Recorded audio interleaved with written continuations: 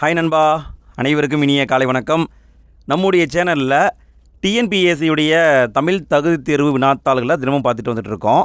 இன்றைக்கும் அதே மாதிரி தான் ஒரு தமிழ் எலிஜிபிலிட்டி கொஸ்டின் எடுத்திருக்கோம். இந்த கொஸ்டின் பேப்பரில் மொத்தம் 100 கேள்வி இருக்குது. இதில் இருக்கிற 50 கேள்வியை நம்ம முந்தைய வீடியோவில் பார்த்துட்டோம். ஆல்ரெடி ஒரு வீடியோ போட்டிருக்கோம். அந்த வீடியோவில் 50 கேள்வியை நம்ம பார்த்துட்டோம். இந்த வீடியோவில் மீதம் இருக்கிற 50 கேள்வியை பார்க்க போகிறோம். என் கூட சேர்ந்து நீங்களும் இந்த 50 கேள்வியை டெஸ்ட்டு போடுங்க ஃப்ரெண்ட்ஸ்.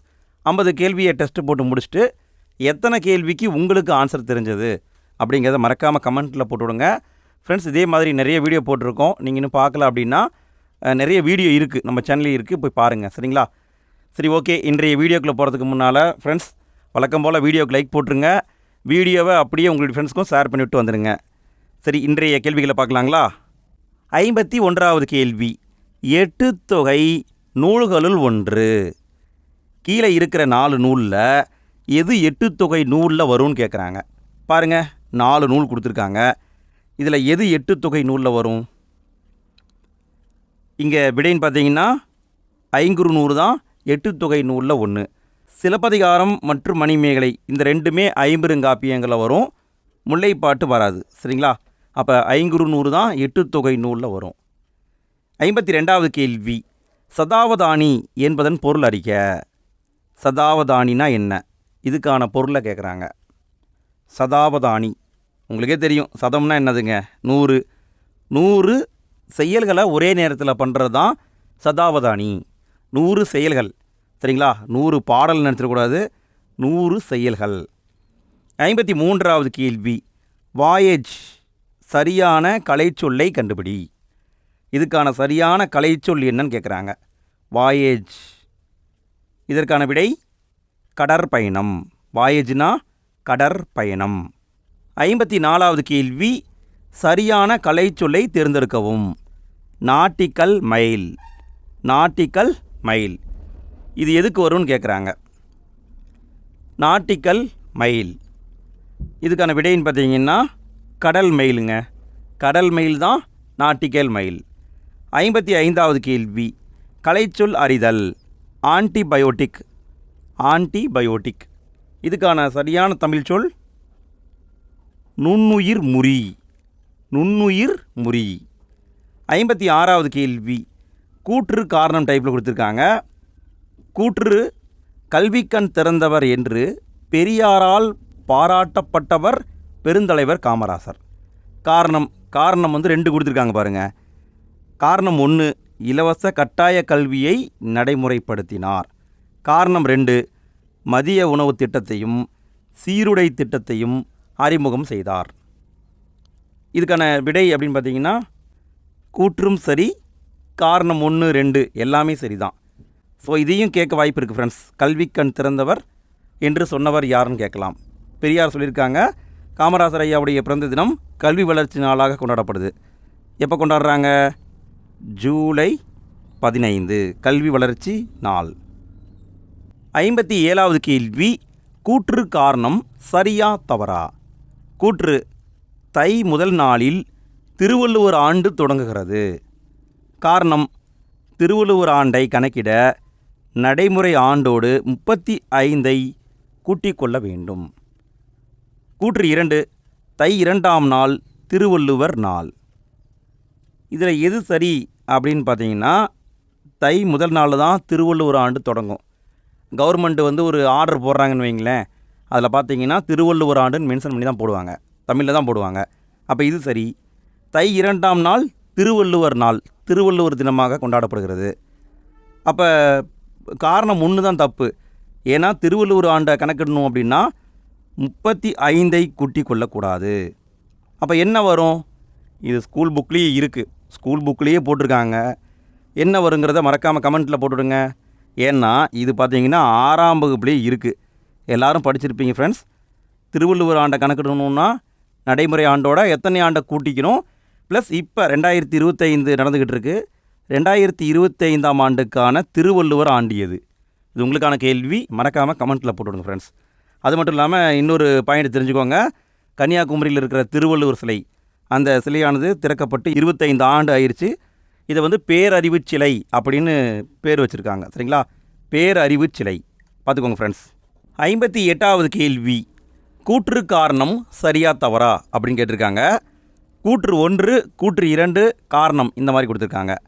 கூற்று 1, அரசுக்கு நேரடியாக செலுத்த வேண்டிய சொத்து வரி, தண்ணீர் வரி ஆகியன நேரடியாக செலுத்தப்பட வேண்டும். கவர்மெண்ட்டுக்கு நேரடியாக நம்ம கொடுக்கணும். கூற்று 2, அரசின் அனைத்து திட்டங்களுக்கும் உரிய படிவங்களை நேரடியாக மட்டுமே பெற்றுக்கொள்ள முடியும். அடுத்து காரணம் கொடுத்துருக்காங்க. காரணம் பார்த்தீங்கன்னா இணைய வழியில் தகவல்களை பெற முடியாது. ஸோ இது ஆக்சுவலாக என்ன அப்படின்னு பார்த்தீங்கன்னா, இணைய வழி கவர்மெண்ட்டு, அதாவது கவர்னன்ஸுன்னு நீங்கள் படிச்சிருப்பீங்க, அதை வச்சு கேட்டிருக்காங்க. இங்கே பார்த்தீங்கன்னா எல்லா பாயிண்ட்டுமே தவறு. அரசுக்கு செலுத்த வேண்டிய சொத்து வரியாக இருக்கட்டும், தண்ணீர் வரியாக இருக்கட்டும், எல்லாத்தையுமே நம்ம ஆன்லைனில் கட்டிக்கலாம். அதே மாதிரி கவர்மெண்ட் ஸ்கீம்ஸ்க்கு ஏதாவது ஃபார்ம் வேணும் அப்படின்னா உரிய ஃபார்மை வந்து நம்ம நெட்லேயே டவுன்லோட் பண்ணிக்கலாம். நம்ம எங்கேயுமே போய் வாங்க வேண்டிய அவசியம் கிடையாது. அதே மாதிரி எல்லா தகவலையும் இணைய வழியிலேயே வாங்கிக்கலாம். அப்போ இங்கே இருக்கிற எல்லாமே தவறு தான். 59வது கேள்வி, குறில் நெடில் மாற்றம் பொருள் வேறுபாடு அறிக. தொடுன்னா என்ன, தோடுனா என்ன, இதை நம்ம என்ன பண்ணணும், வேறுபடுத்தி காட்டணும். இங்கே விடைன்னு பார்த்தீங்கன்னா, தோடு என்பது எதை குறிக்கும்? தோடு வந்து காதில் போடுவாங்க. ஸோ இது பார்த்திங்கன்னா காதணி. தோடு என்பது காதணி. இதை கண்டுபிடிச்சிட்டாவே ஆன்சர் போட்டுடலாம்.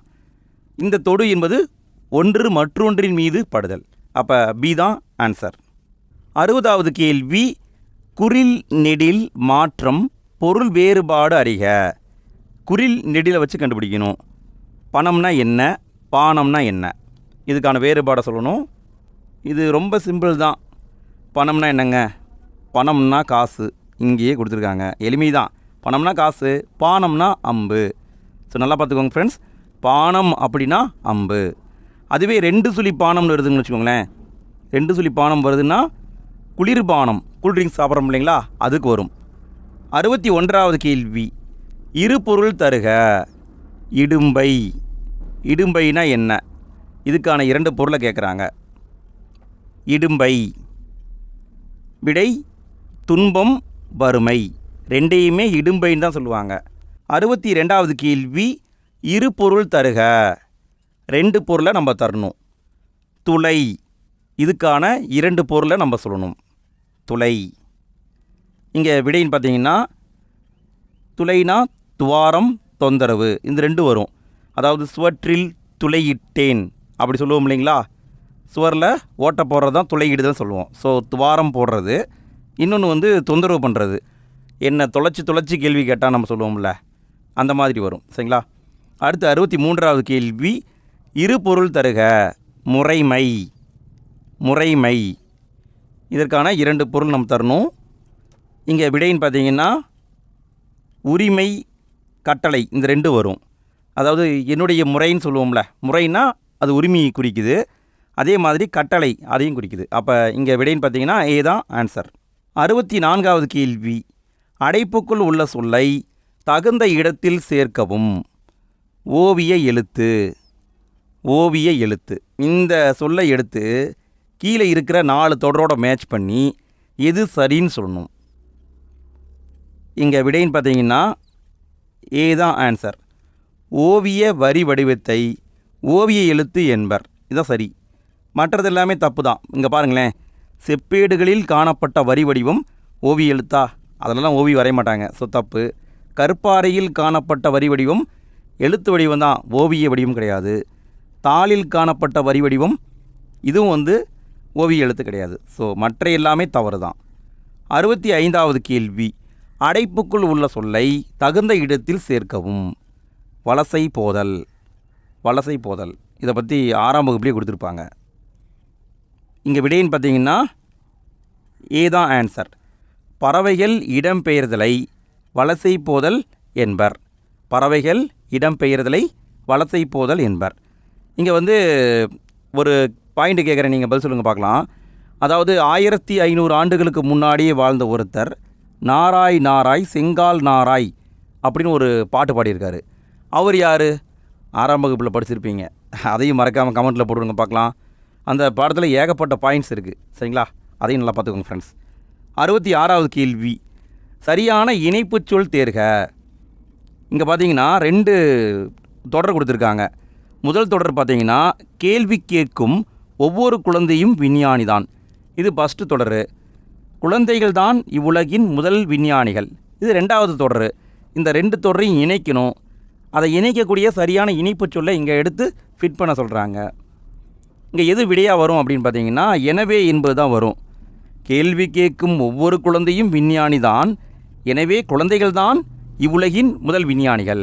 ஸோ இப்படி தான் வரும். அப்போ ஏ தான் ஆன்சர். 67வது கேள்வி, சரியான இணைப்பு சொல்லால் நிரப்புக. இங்கேயும் அதே மாதிரி தான், ரெண்டு தொடர் கொடுத்துருக்காங்க. அதை இணைக்கிற சொல்லை நம்ம எடுத்து சரியாக சொல்லணும்.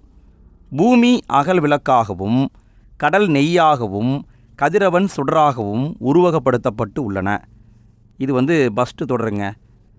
இப்பாடல் உருவகணி. இது ரெண்டாவது தொடர். இந்த ரெண்டு தொடரையும் இணைக்கிற இணைப்பு சொல்லை நம்ம எடுத்து ஃபிட் பண்ணணும். இங்கே என்ன வரும்? இங்கே எனவே என்பது தான் வரும். பூமி அகல் விளக்காகவும் கடல் நெய்யாகவும் கதிரவன் சுடராகவும் உருவகப்படுத்தப்பட்டுள்ளன, எனவே இப்பாடல் உருவகணி. ஸோ இதுதான் ஆன்சர். 68வது கேள்வி, சரியான இணைப்பு சொல்லை தேர்ந்தெடுக்கவும். இங்கேயும் அதே மாதிரி தான், ரெண்டு தொடர் கொடுத்துருக்காங்களா. ஃபஸ்ட்டு தொடர் பாருங்கள், நச்சுக்காற்று ஓசோன் படலத்தை தாக்குகிறது.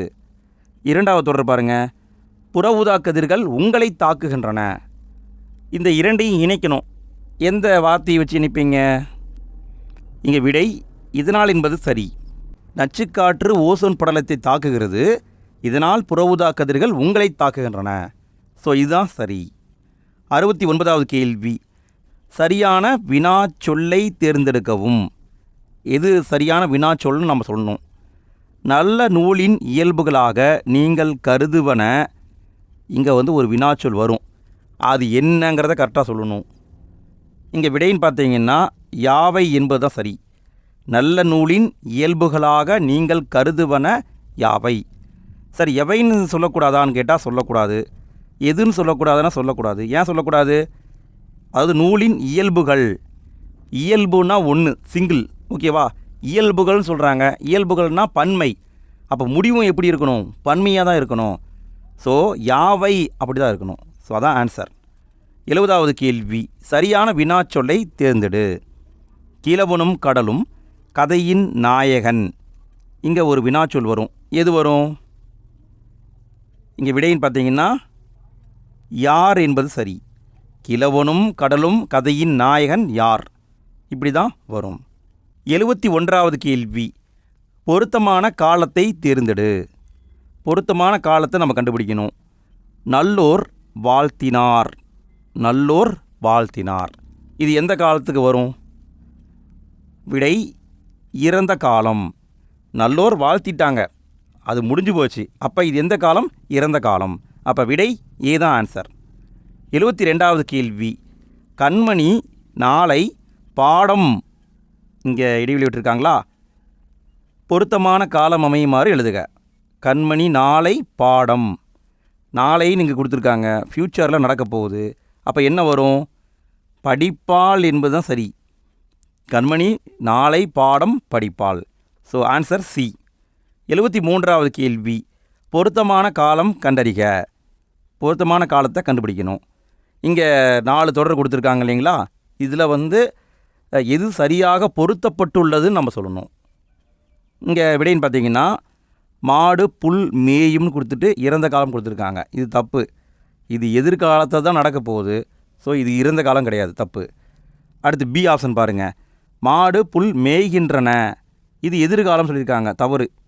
அதாவது மாடு இப்போ புல் மேய்ஞ்சிக்கிட்டு இருக்குது, இது நிகழ்காலம். ஸோ இது தப்பாக கொடுத்துருக்காங்க. ஆப்ஷன் சி, மாடு புல் மேய்ந்தது இறந்த காலம். இது கரெக்டு, ஆல்ரெடி நடந்து முடிஞ்ச ஒரு செயல் தான். ஆப்ஷன் டி பாருங்கள், மாடு புல் மேயும். இது நிகழ்காலம் கிடையாது, இது எதிர்காலம். அப்போ விடைன்னு பார்த்தீங்கன்னா சி தான் ஆன்சர். 74வது கேள்வி, பொருத்தமான காலம் கண்டறிக. பொருத்தமான காலத்தை கண்டுபிடிக்கணும்.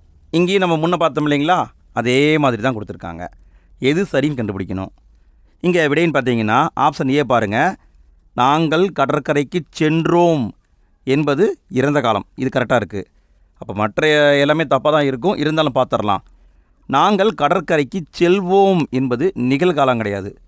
அதாவது போவோம்னு சொல்கிறாங்க, இது எதிர்காலத்தை தான் நடக்க போகுது. ஸோ நிகழ்காலம் கிடையாது. நாங்கள் கடற்கரைக்கு செல்கிறோம் என்பது எதிர்காலம் கிடையாது. இது வந்து நிகழ்காலம், நடந்துக்கிட்டு இருக்கு, போயிட்டுருக்காங்க. நாங்கள் கடற்கரைக்கு சென்றோம் என்பது நிகழ்காலம் கிடையாது, இது இறந்த காலம். அப்போ விடைன்னு பார்த்தீங்கன்னா ஏதான் ஆன்சர். 75வது கேள்வி, பொருந்தாத இணையை தேர்க. பொருந்தாத இணையை நம்ம கண்டுபிடிக்கணும். ஆனால் இந்த கேள்வியே தவறு தான். எது சரியாக பொருந்தியுள்ளதோ அதை தான் கண்டுபிடிக்கணும். ஏன்னா இங்கே இருக்கிற ஆப்ஷன் எல்லாமே தப்பு தான் கொடுத்துருக்காங்க. பாருங்களேன், பாடுவான் என்பது இறந்த காலம் கிடையாது, இது தவறு. பாடுவான் என்பது எதிர்காலம். பாடுவான் என்பது எதிர்காலம், இது கரெக்டு. பாடுவான் என்பது நிகழ்காலம் கிடையாது, தவறு. பாடினான் என்பது எதிர்காலம் கிடையாது, பாடினான் என்பது இறந்த காலம், இதுவும் தவறு. அப்போ இங்கே பொருந்தாது அப்படின்னு பார்த்தீங்கன்னா பாடுவான் என்பது எதிர்காலம், இதுதான் வந்து சரி. ஆனால் இதை ஏன் இப்படி கேட்டிருக்காங்கன்னு தான் தெரில, தப்பாக கேட்டிருக்காங்க ஃப்ரெண்ட்ஸ். 76வது கேள்வி, சொற்களை இணைத்து புதிய சொல் உருவாக்குக. தலை, தலைங்கிற ஒரு வார்த்தையை எடுத்து கீழே இருக்கிற வார்த்தையோட மேட்ச் பண்ணி எது சரின்னு கண்டுபிடிக்கணும். இங்கே விடைன்னு பார்த்தீங்கன்னா தலை கூட்டல் முறை தலைமுறை, இது கரெக்டாக வரும். தலை கூட்டல் பிறை தலைப்பிறை எப்படிலாம் வராது. தலை கூட்டல் குறை தலைக்குறை வராது. தலை கூட்டல் சிறை தலை சிறை வராது. ஸோ ஆப்ஷன் ஏ தான் சரி. 77வது கேள்வி, பேச்சு வழக்கு எழுத்து வழக்கு. பேச்சு வழக்காக இருக்கிறத எழுத்து வழக்காக மாற்றணும். அதுக்குள், அதுக்குள் என்பது பேச்சு வழக்கு, இதை எழுத்து வழக்காக மாற்றினா என்ன வருங்க? அதற்குள் என்பது சரி. அதுக்குள் என்பது பேச்சு வழக்கு, அதற்குள் என்பது சரி.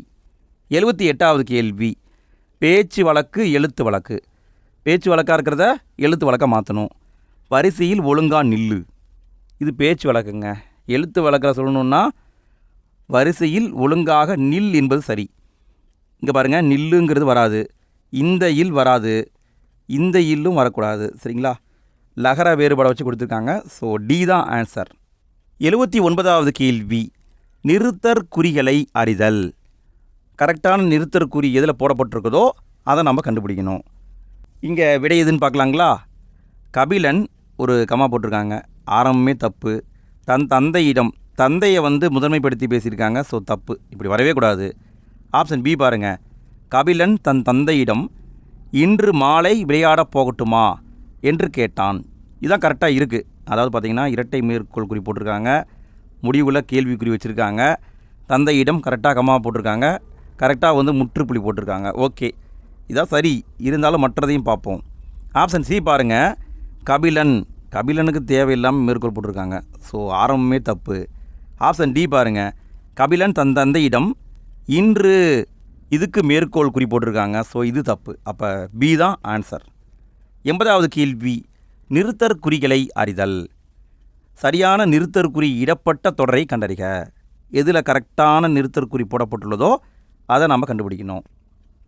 இங்கே விடைன்னு பார்த்தீங்கன்னா ஆப்ஷன் ஏ பாருங்கள், நல்லவன் வாழ்வான் தீயவன் தாழ்வான். ஆப்ஷன் ஏ கரெக்டாக இருக்குது. ஏன்னா இங்கே பாருங்கள், அரை புள்ளி போட்டிருக்காங்க, கரெக்டாக இருக்குது.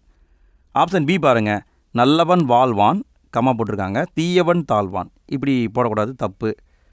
ஆப்ஷன் சியில் பாருங்கள், நல்லவன், இங்கேயும் கம்மாவை வாரி வழங்கிட்டாங்க, இங்கே ஒரு கம்மா, இங்கே ஒரு கம்மா, இங்கே ஒரு கம்மா, இதுவும் தவறு. ஆப்ஷன் டியில் எதுவுமே போடலை, அப்படியே எழுதி விட்டாங்க. ஸோ ஆப்ஷன் ஏ தான் சரி. 81வது கேள்வி, ஊர் பெயரின் மறுவை எழுதுக. திருச்சிராப்பள்ளி, திருச்சிராப்பள்ளி, இதை திருச்சின்னு சொல்லுவோம், இதான் ஆன்சர். 82வது கேள்வி, பொருத்தமான நிறுத்தற்குறி இடுக. பொருத்தமான நிறுத்தற்குறி போட்டு சொல்லணும். கற்றது கைமண் அளவு, கல்லாதது உலகளவு என்பர். இதில் எது சரின்னு கண்டுபிடிக்கணும். விடையை பார்க்கலாங்களா?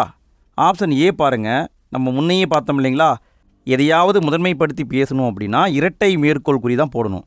இங்கே பாருங்கள், ஒற்றை மேற்கோள் குறி போட்டிருக்காங்க, ஸோ இது தப்பு. 2வது தொடரில் என்னென்னா கைமண் அளவு உலகளவு, இதுக்கு வந்து முதன்மை பண்ணியிருக்காங்க, ஸோ தப்பு. ஆப்ஷன் சி கரெக்டாக இருக்குது, கற்றது கைமண் அளவு கல்லாதது உலகளவு என்பர். ஆப்ஷன் டி இதுலேயும் வந்து ஒற்றை மேற்கோள் குறி போட்டிருக்காங்க, ஸோ தப்பு. அப்போ விடைன்னு பார்த்தீங்கன்னா சி தான் ஆன்சர். 83வது கேள்வி, ஊர் பெயரின் மறுவை எழுதுக. மன்னார்குடி, மன்னார்குடி, இது என்னன்னு சொல்லுவாங்க? விடை மண்ணை, மன்னார்குடியை மண்ணைன்னு சொல்லுவோம். 84வது கேள்வி, பிறமொழி சொற்களுக்கு இணையான தமிழ்ச்சொல் தருக. ஜங்கிள். ஜங்கிள்னா என்னங்க? எல்லாருக்கும் தெரியும். ஜங்கிள்னா காடு. 85வது கேள்வி. பிறமொழி சொற்களுக்கு இணையான தமிழ் சொல்லை கண்டறிக. டிவி. டிவி. இதுக்கான சரியான விடை என்னதுங்க? சரியான விடை தொலைக்காட்சி. டிவினா தொலைக்காட்சி. 86வது கேள்வி. சரியான தமிழ் சொல்லை கண்டறிக. சதம்னா என்ன? முன்னையே நம்ம பார்த்துட்டோம். சதம் அப்படின்னா 100. சதம் அடிச்சிட்டாங்க அப்படின்னு சொல்கிறோம் இல்லைங்களா? சதம்னா 100, எல்லாருக்கும் தெரிஞ்சது தான். 87வது கேள்வி. விடை வகைகள். உனக்கு கதை எழுத தெரியுமா என்ற வினாவிற்கு கட்டுரை எழுத தெரியும் என்று கூறுவது. இது எந்த டைப்பான விடைன்னு கேட்குறாங்க. இங்கே என்னென்னு பார்த்தீங்கன்னா, ஒருத்தர் கதை எழுத தெரியுமான்னு கேட்குறாரு. அதுக்கு ஆப்போசிட்டில் இருக்கிறவர் தெரியும் இல்லைன்னா தெரியாதுன்னு சொல்லியிருக்கணும். ஆனால் அவர் என்ன சொல்கிறாரு? இல்லை, கட்டுரை எழுத தெரியும் சொல்கிறாரு. ஸோ இப்படி பதில் கொடுத்தா அது இனமொழி விடை. கதை, கட்டுரை எல்லாமே ஒரே கேட்டகரி தானே. ஸோ பார்த்தீங்கன்னா இனமொழி விடை. 88வது கேள்வி. விடைக்கேற்ற வினாவை தேர்ந்தெடுத்தல். சரியான இணையை கண்டறிக. கீழே இருக்கிற 4 தொடரில் எது சரியோ அதை நாம் கண்டுபிடிக்கணும். கண்டுபிடிக்கலாங்களா? நீ விளையாடவில்லையா என்ற வினாவிற்கு கால் வலிக்கிறது. கால் வலிக்கிறது என்று கூறுவது என்ன? இது பார்த்திங்கன்னா வினா எதிர் வினாதல் விடை கிடையாது, தப்பு. இது என்னென்னா உற்றது உரைத்தல் விடை. நடந்ததை சொல்கிறாங்க, நீ விளையாடலையான்னு கேட்குறாங்க, கால் வலிக்குதுன்னு நடந்ததை சொல்கிறாரு. ஸோ உற்றது உரைத்தல் விடை. அடுத்து பாருங்கள். என்னுடன் ஊருக்கு வருவாயா என்ற கேள்விக்கு வராமல் இருப்பேனா அப்படின்னு சொல்கிறது வினா எதிர் வினாதல் விடை. இவர் ஒரு கேள்வி கேட்குறாரு, ஊருக்கு வர்றையா அப்படிங்கிறாரு. அதுக்கு அவர் நான் வராமல் இருப்பேனா அப்படிங்கிறாரு. ஸோ எதிர்கேள்வி கேட்குறதுனால வினா எதிர் வினாதல் விடை. அடுத்து ஆப்ஷன் சி பாருங்கள். நீ விளையாடவில்லையா என்ற வினாவிற்கு கால் வலிக்கும் என்று உருவதை உரைப்பது. கால் வலிக்கலை, ஆனால் விளையாண்டா வலிக்கும்னு சொல்கிறாரு. ஸோ இதுக்கான விடைன்னு பார்த்தீங்கன்னா உருவது கூறல் விடை. இது கரெக்டாக வந்திருக்கு. சரி, 4வது ஆப்ஷனையும் பார்த்துருங்க. என்னுடன் ஊருக்கு வருவாயா என்ற வினாவிற்கு வராமல் இருப்பேனா என்று கூறுவது. நம்ம முன்னாடியே பார்த்துட்டோம். இதுவும் இனமொழி விடை கிடையாது, தப்பு. ஸோ சி தான் ஆன்சர். 89வது கேள்வி. கலைச்சொல் தருக. ஹைகோர்ட். இதுக்கான சரியான தமிழாக்கம் கேட்குறாங்க. தமிழாக்கம் உயர் நீதிமன்றம். 90வது கேள்வி. அலுவல் சார்ந்த சொற்கள். ஹியரிங். ஹியரிங் அதாவது கோர்ட்டில் நீங்கள் கேள்விப்பட்டிருப்பீங்க. ஃபஸ்ட் ஹியரிங் முடிஞ்சிருச்சு, 2வது ஹியரிங் முடிஞ்சிருச்சுன்னு சொல்லுவாங்க இல்லைங்களா? அப்போ என்ன அப்படின்னா ஹியரிங்னா விசாரணை. 91வது கேள்வி. கலைச்சொல் அறிக. Clear income. Clear income. இதுக்கான சரியான தமிழாக்கம் கேட்குறாங்க. விடை தெளிவான வருமானம். கிளியர் இன்கம்னா தெளிவான வருமானம். 92வது கேள்வி. ஊமையால் விளக்கப்பெறும் பொருத்தமான பொருளை தெரிவு செய்க. ஒரு ஊமையை கொடுத்துருக்காங்க, இதனுடைய மீனிங் என்னன்னு கேட்குறாங்க. நெல்லிக்காய் மூட்டையை கொட்டினார் போல. நெல்லிக்காய் மூட்டையை கொட்டின மாதிரி இப்படி நம்ம சொல்லுவோம் இல்லைங்களா? இதுக்கான பொருள் என்ன? ஒற்றுமை இன்மை. நெல்லிக்காய் மூட்டையை கொட்டிட்டா அது என்ன ஆகும்? அங்கிட்டு இங்கிட்டுன்னு ஒன்று பரவி ஓடிடும். ஒற்றுமை இல்லாமல் போகிறது தான் இப்படி சொல்கிறாங்க. தற்செயல் நிகழ்வுன்னு போட்டக்கூடாது, சரிங்களா? நெல்லிக்காய் மூட்டையை கொட்டுறது தற்செயல் நிகழ்வுன்னு போட்டக்கூடாது, சரிங்களா? அதே மாதிரி எதிர்பாராத நிகழ்வுன்னு போட்டக்கூடாது, தப்பு. ஒற்றுமை இன்மை என்பது தான் அதனுடைய மீனிங். 93வது கேள்வி. ஊமையால் விளக்கப்பெறும் பொருத்தமான பொருளை தேர்ந்தெழுதுக. கிணறு வெட்ட பூதம் கிளம்பியது போல. கிணறு வெட்டுறாங்க, இவங்க எதுக்கு வெட்டுறாங்க? தண்ணி வரும்னு வெட்டுறாங்க. ஆனால் என்ன வருது? உள்ளேருந்து பூதம் வருது. இதுக்கான பொருள் என்னன்னு கேட்குறாங்க. விடை எதிர்பாராத நிகழ்வு. 94வது கேள்வி. இந்த கேள்வியே கொஞ்சம் குழப்பற மாதிரி தாங்க இருக்குது. ஊமையால் விளக்கப்பெறும் பொருத்தமான பொருளை தெரிவு செய்க அப்படின்னு கொடுத்துட்டு என்னத்தை கேட்குறாங்கன்னே சொல்லலை, சொல்லாமல் ஆன்சரை மட்டும் கொடுத்துருக்காங்க. ஸோ இந்த கேள்விக்கு நம்மால் பதிலளிக்க இயலாது. உங்களுக்கு ஏதாவது புலப்பட்டால் கமெண்டில் போட்டு விடுங்கள் ஃப்ரெண்ட்ஸ். ஏன்னா எனக்கு தென்படவில்லை, உங்களுக்கு தென்பட்டால் கமெண்டில் போட்டு விடுங்கள். 95வது கேள்வி. ஓவியம் வேலனால் வரையப்பட்டது. இது எவ்வகை வாக்கியம் என கூறுக. ஓவியம் வேலனால் வரையப்பட்டது. வரையப்பட்டது பட்டதுன்னு வந்தாவே இது என்னதுங்க? செய்யப்பாட்டு வினைத்தொடர் தான். வரையப்பட்டதுனாவே செய்யப்பாட்டு வினைத்தொடர் தான். 96வது கேள்வி, எவ்வகை வாக்கியம் என கண்டறிக. சரியான இணையை தேர்ந்தெடுக்கணும். கீழே பார்த்தீங்கன்னா 4 ஆப்ஷன் கொடுத்துருக்காங்க இல்லையா? இதில் எது சரியான இணைன்னு கண்டுபிடிக்கணும். சரி, விடையை பார்க்கலாங்களா? அவன் திருந்தினான் என்பது தன்வினை வாக்கியம். கரெக்டு. அவன் திருந்தினான் என்பது தன்வினை வாக்கியம். அவர்கள் நன்றாக படித்தனர் என்பது பிறவினை வாக்கியம் கிடையாது. சரிங்களா? தப்பு. கவிதா உரை படித்தாள் என்பது செய்யப்பாட்டு வாக்கியம் கிடையாது. தவறு. உரை முருகனால் படிக்கப்பட்டது என்பது செய்வினை வாக்கியம் கிடையாது. தவறு. அப்போ ஏதான் சரி. 97வது கேள்வி, எவ்வகை வாக்கியம் என கண்டெழுதுக. கோவலன் கொலையுண்டான். கோவலன் கொலையுண்டான். இது எவ்வகையான வாக்கியம்னு கேட்டிருக்காங்க. இது பார்த்திங்கன்னா செய்யப்பாட்டு வினை வாக்கியம். செய்யப்பாட்டு வினை வாக்கியம். 98வது கேள்வி, செய்யப்பாட்டு வினை தொடராக மாற்றுக. கோவலனை வாளால் வெட்டினர். கோவலனை வாளால் வெட்டினர். இது பார்த்திங்கன்னா செய்வினையாக இருக்கும்னு நினைக்கிறேன். இதை செய்யப்பாட்டு வினையாக மாற்றினா எப்படி வருங்க? கோவலன் வாளால் வெட்டுண்டான். வெட்டுண்டான் என்பது தான் செய்யப்பாட்டு வாக்கியம். 99வது கேள்வி, விடைக்கேற்ற வினாவை தேர்ந்தெடுத்தல். அவங்க விடையை கொடுத்துருக்காங்க. இதுக்கான சரியான வினாவை நம்ம கண்டுபிடிக்கணும். கரகாட்டத்தை கும்பாட்டம் என்றும் குடக்கூத்து என்றும் கூறுவர். இதுக்கான சரியான கேள்வி எது இருக்கும்? கண்டுபிடிக்கலாங்களா? கரகாட்டம் என்றால் என்ன? இப்படி வருமா? வராது. கரகாட்டம் எக்காலங்களில் நடைபெறும்? வருமா? வராது. கரகாட்டத்தின் வேறு வடிவங்கள் யாவை? இப்படி வருமா? வராது. கரகாட்டத்தின் வேறு பெயர்கள் யாவை? வருமா? வரும். கரகாட்டத்தின் வேறு பெயர்கள் யாவை? கரகாட்டத்தை கும்பாட்டம் என்றும் குடக்கூத்து என்றும் கூறுவார். கரெக்டாக இருக்குது. ஸோ இதுதான் சரியான வினா. 100வது கேள்வி, கடைசி கேள்வி. ஃப்ரெண்ட்ஸ், வீடியோக்கு லைக் போடாத நண்பர்கள் வீடியோக்கு லைக் போட்டுருங்க. இந்த 50 கேள்வியில் உங்களுக்கு எத்தனை கேள்விக்கு ஆன்சர் தெரிஞ்சது அப்படிங்கிறத மறக்காமல் கமெண்ட்டில் போட்டுருங்க ஃப்ரெண்ட்ஸ். வீடியோவுடைய எண்ட் ஸ்க்ரீனில் அடுத்த வீடியோக்கான லிங்க் வைக்கிறேன். நீங்கள் ஃப்ரீயாக இருக்கீங்கன்னா அதையும் டெஸ்ட் போட்டு பாருங்கள். 100வது கேள்வி, வாசல் கூட்டல் அலங்காரம் என்பதனை சேர்த்து எழுத கிடைக்கும் சொல். வாசல் கூட்டல் அலங்காரம், இதை சேர்த்து எழுதுனா இதுக்கான விடைன்னு பார்த்தீங்கன்னா வாசல் அலங்காரம். பி தான் ஆன்சர், வாசல் அலங்காரம். ஓகே ஃப்ரெண்ட்ஸ், இந்த வீடியோவில் 50 கேள்வியை பார்த்துட்டோம். இதே மாதிரி நிறைய வீடியோக்கள் தொடர்ந்து வந்துகிட்டே இருக்குது. நம்ம சேனல் சப்ஸ்கிரைப் பண்ணிக்கோங்க ஃப்ரெண்ட்ஸ். வீடியோடைய எண்ட் ஸ்க்ரீனில் அடுத்த வீடியோக்கான லிங்க் வந்திருக்கும். நீங்கள் ஃப்ரீயாக இருக்கீங்கன்னா அதையும் டெஸ்ட் போடுங்க. அடுத்த வீடியோவில் மீண்டும் சந்திப்போம். இன்றைய நாள் இனிய நாளாக அமைய வாழ்த்துக்கள். நன்றி ஃப்ரெண்ட்ஸ்.